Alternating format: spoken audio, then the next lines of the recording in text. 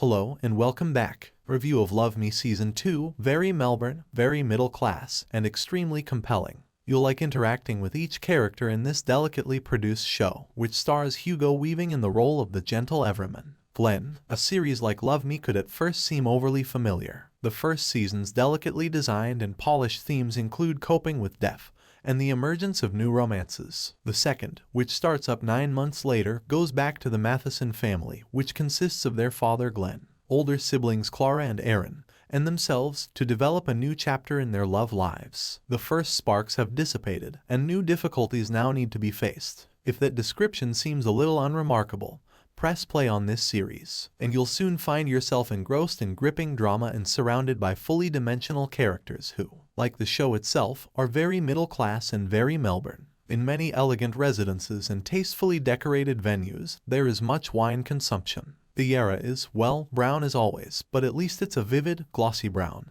and Melbourne's skyscrapers appear steely and big league. Even its attractive presentation feels extremely middle class. Director Bonnie Moore, who took over for Emma Freeman for Love Me's second season, frequently cuts to long shots of the city as if to say, these are just a few of the stories that make up the Melbourne experience. Clara and her partner Peter are talking to Peter's parents at the start of the season when they speculate that maybe now he's ready to settle down. They inquire, "What do you think, Clara? Is he ready?" She might be equally affected by that query. Soon, Clara and Peter will be working in the kitchen, but not to make dinner. "Do you realize beds are much more comfortable?" I wanted to question them after watching one of those steamy, intense on-screen sex scenes. Returning to Glenn and Anita, we see them engaging in sexual delight outside on a brick surface.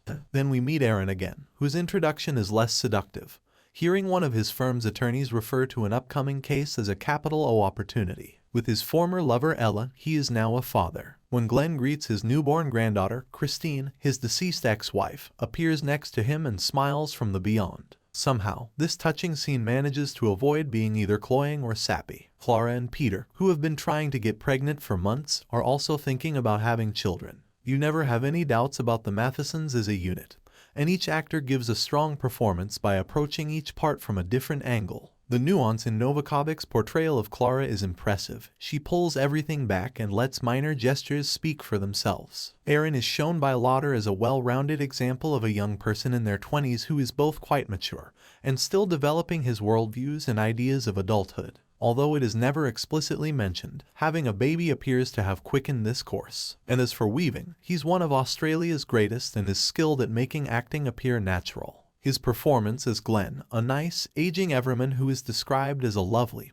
big-hearted bear of a dude in the second episode, has an endearing universality. Mitchell gives Anita a gentle charm and a reclusive aspect that make us like her but also make us question what secrets she may be hiding. In contrast to the other performances, Kim Gingell, who is superb but underutilized, gives Richard, Anita's brother-in-law, a volatile and abrasive air. Most of the time, the conversation doesn't feel overly written, and the interaction between the actors feels natural. Despite none of its characters having the most outstanding presences, Love Me manages to create an environment where you feel at ease and enjoy being around them. It has neither the pleasure of a bumpier ride nor does it dither or reach slow spots because the pace is so consistent that there are hardly any peaks and troughs. Love Me is a beautiful, expertly modulated piece of music and is nothing if not even tempered. This Saturday, we humbly want your assistance. We're hopeful that 2023 ushers in new prospects, improved stability, and much-needed advancement as it nears. The Guardian will be there, offering clarity and unflinching, independent reporting from all across the world, including Nigeria, around the clock. We are aware that not everyone can afford to pay for news because times are hard. However, because we are reader-funded, we are dependent on the continuous generosity of those who can.